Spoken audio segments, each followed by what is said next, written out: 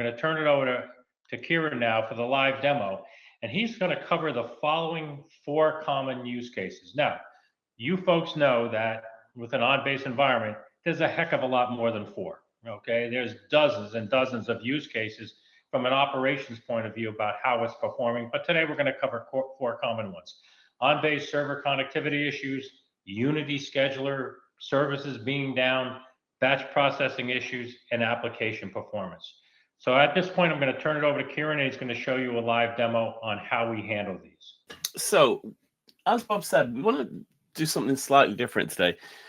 Rather than going into deep into product detail, we're going to talk more about what we see from our clients. So the types of issues that they've encountered with their on-base environment that we've been able to address and help them overcome and ensure that they provide the best possible service for their end users.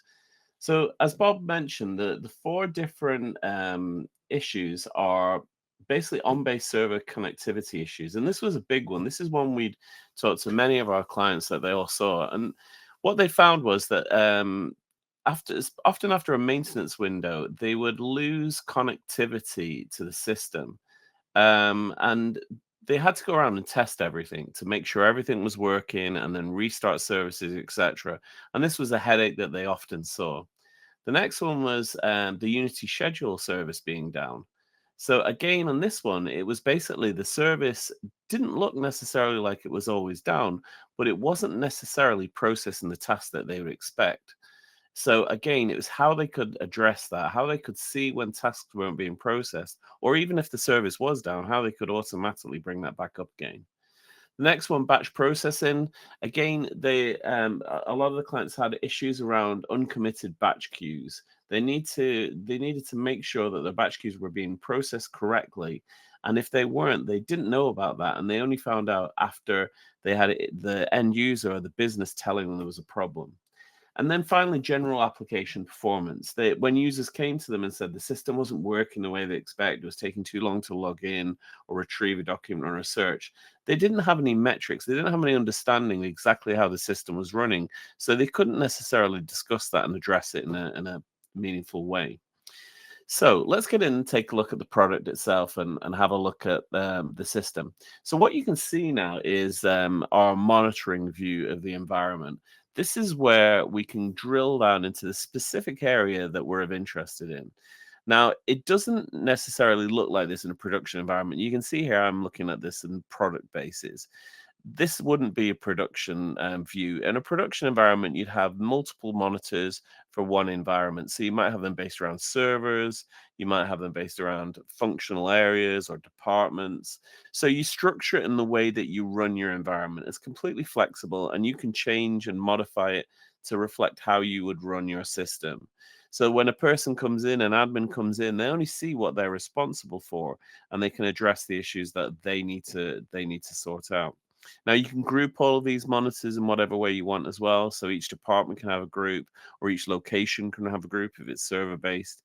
So as I say, the point being, it's flexible. You can match the business or the organization's requirements. Now, if you look across these, they're all different colors. And you can see the on-base one is flashing red. And as you'd think, that's suggesting we have a Sev1 issue and we need to address quickly. When an issue comes in with Reveille, you get a notification sent to you directly or sent to the appropriate team. Or alternatively, you have a ticket raised in a ticketing system, something like ServiceNow, for example, to let you know that you need to go in and do something about it.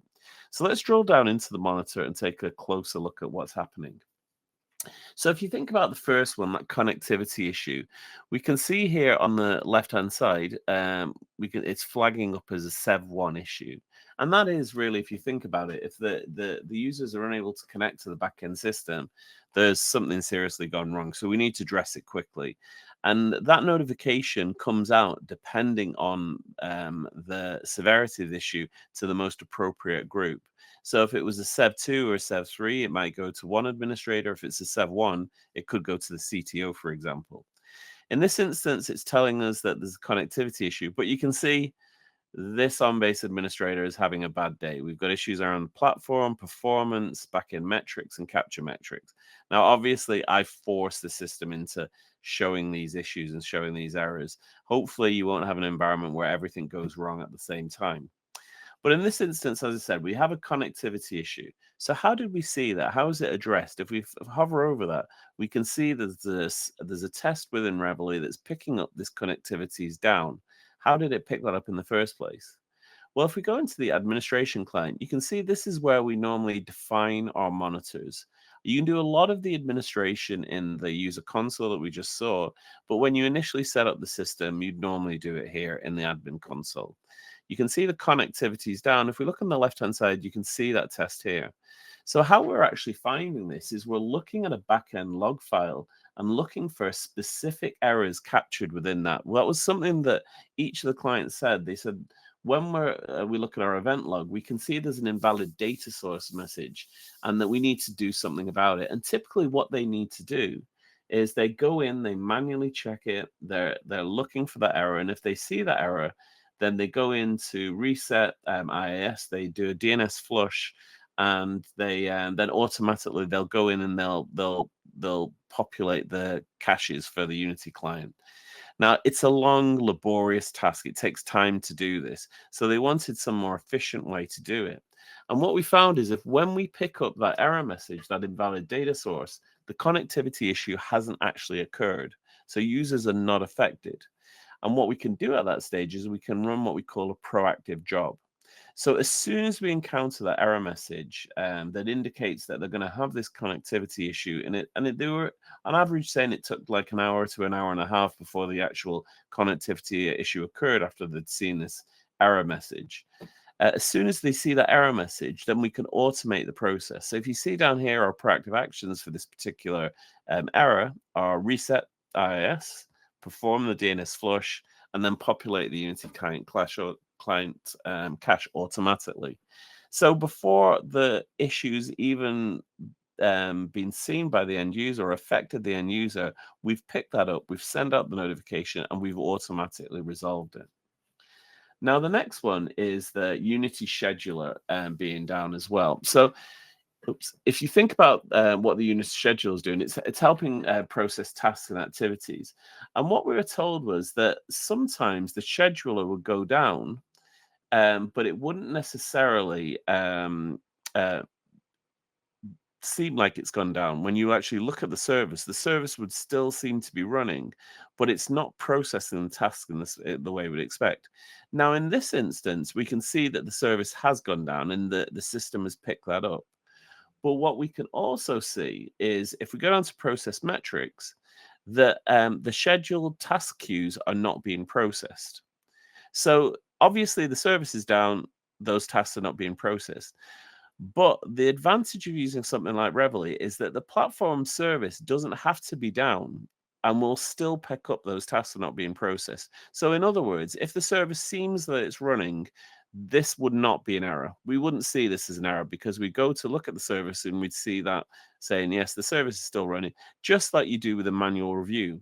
But because we also have this second element that's checking that the tasks are being processed, we can flag that this is an issue and we can do something about it. Now, there's different ways to do that. Obviously, we've got the notification. We're being told about that. But we also have dashboards as well.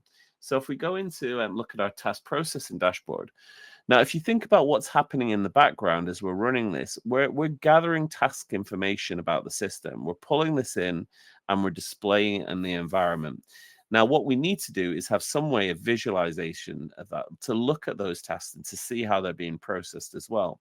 So what some clients want to happen here is that as soon as that issue occurs, that the system will actually pull in a report based on those metrics that we're gathering. So as we're pulling in the task information, we'll take this view of the dashboard and we'll present that back. We'll send it off as a PDF, and they'll have not only the knowledge that the tasks are not being processed, but they'll also have a visual report on that as well. So if we look at this here now, we can see the different levels of tasks, the different ones being processed, etc. And again, we can see where there's errors. So we can see here that's the invoice processing that's causing the problem. So the number under review has gone up above where we'd expect it to. The numbers being processed has been dropped below where we'd expect it to. The number of aged batches has gone up too high as well. So again, multiple indicators that there was a problem with this and on the actual and caused by the schedule service going down. Now with batch processing, again, let's go into batch management first, take a look at that. So with batch processing, we're again monitoring the batches and how they're being processed on the system. So as soon as the number of uncommitted batches goes above a certain level, in this case, we've got an evaluation of 500. As soon as it goes above that, it's going to be flagged up as well. So if we go back into the admin client, now let's take a look at how we were handled both the schedule service being down and the batch process being down as well.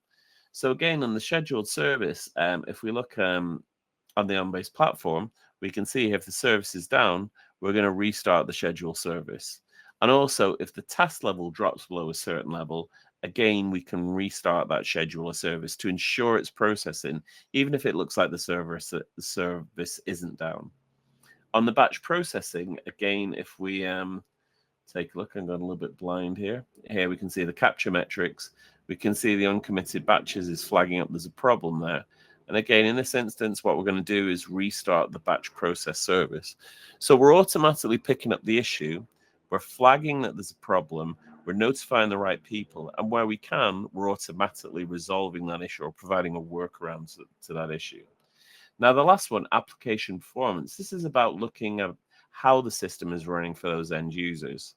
Now, we can gather this information in different ways. We have the ability to go in and look at transactions, how the users are interacting with the system, and how it's looking for those users, so how it's performing for those end users. And we can flag on individual transactions, so log in, search, create a document, etc. Or we can look at an average overall of how the system's running. So if we go into something like Unity Client Performance here, we can get to look at the different types of transactions and how they're performing in the background.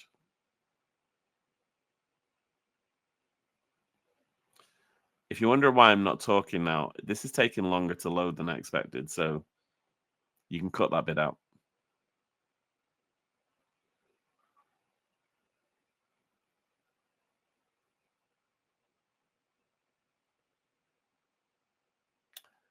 Oh, this is weird. Okay, let's try that again.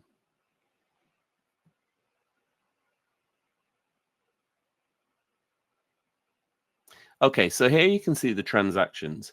We've got average login time, average import time, average retrieval time, and you can see on the average login time, it's gone above the predefined evaluation we could have for this. So again, at this point, we've sent out a notification. It may be just you want the management team to be aware that performance has gone up. It could be that we've had additional users, there's more activity on the system. Maybe we need additional infrastructure to support that. But again, we can flag that. And if you look at the actual test that's picking that up on the performance side, we can say on this instance what we want to do. Now, it may be that we want to produce a report, or alternatively, we might want to send out a dashboard with this this information on. We can even use a third-party system, something like Power BI, to pull information from the system and produce a performance report, KPI report for the management team. And that can be auto-delivered to them if required as well. So that's given you just a view of the four issues that we've seen commonly with a lot of our clients. So again, just to reiterate what they were, there was the server connectivity issues, there was the scheduler service being down, batch processing issues, specifically looking at uncommitted batches, and finally application performance, how quick the system is running, how it's performing for those end users.